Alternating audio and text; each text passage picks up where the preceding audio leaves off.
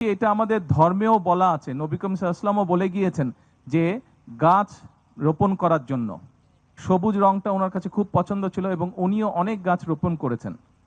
এই গাছ আমাদেরকে বিভিন্নভাবে, আমাদের পরিবেশ থেকে শুরু করে বিভিন্নভাবে আমাদেরকে এই গাছ আমাদের জীবনে উপকার করে থাকে। আজকে ছোট বন্ধু তোমরা যারা আছো, তোমরা যদি প্রতি বছর আগামী সারা জীবন যতদিন বাঁচবে তোমরা, আমি চাই তোমাদেরকে একটা অনুরোধ করব, একটা উপদেশ দিব, প্রত্যেক বছর তোমরা একটা একটা করে গাছ প্রত্যেকে রোপণ করবে। তোমরা যদি প্রত্যেকে একটা করে রোপণ করো গাছ, তুমি দেখবে গাছটা যখন একটু বড় হবে তখন তোমার বন্ধুর মতন মনে হবে তাকে, এবং ওই গাছটা যত বড় হতে থাকবে তুমিও বড় হতে থাকবে, এবং তোমার পাশাপাশি যখন গাছটা বড় হবে দেখবে যে এটা অদ্ভুত একটা ভালো লাগা ফিলিং একটা তুমি পাবে গাছটা। কাজেই আর শিক্ষকবৃন্দ যারা আছেন আপনাদেরকেও আমি অনুরোধ করব যে স্টুডেন্ট যারা আছে, ছোট স্টুডেন্ট যারা আছে আপনাদের প্রত্যেকটি প্রতিষ্ঠানে, তাদেরকে দয়া করে আপনারা উৎসাহ দিবেন। যারা শিক্ষক আছেন আপনারা নিশ্চয়ই খেয়াল করেছেন এই যে বর্ষার সময় কিন্তু শুরু হয়ে গিয়েছে, কিন্তু দেখুন যে অনুপাতে বৃষ্টি হওয়া উচিত ছিল সেই অনুপাতে কিন্তু বৃষ্টি হচ্ছে না।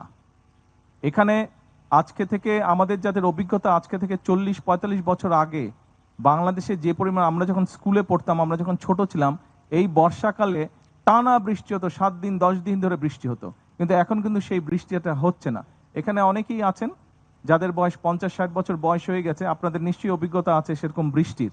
তো বৃষ্টিটা কমে গেছে। আমরা বাংলাদেশে 20 কোটি মানুষ, স্বাভাবিক বসত বাড়ি সবকিছু, রাস্তাঘাট নির্মাণের জন্য বহু গাছ অনেক সময় কেটে ফেলতে হয়েছে।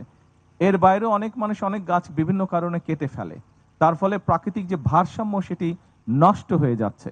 এই দেশেই আমাদেরকে থাকতে হবে। আমার ঘর যদি আমি সুন্দর করে গুছিয়ে না রাখি তাহলে আমিও তো একটা অস্বাস্থ্যকর পরিবেশে থাকব, তাতে করে আমার মানসিক এবং শারীরিক উভয় স্বাস্থ্যের ক্ষতি হবে। কাজে আপনাদের সকলকে আজকে আমি অনুরোধ করব যে আসুন আজকের দিনটাতেই শুধু আমরা গাছ লাগিয়ে দিনটিকে আমরা শেষ না করে দেই।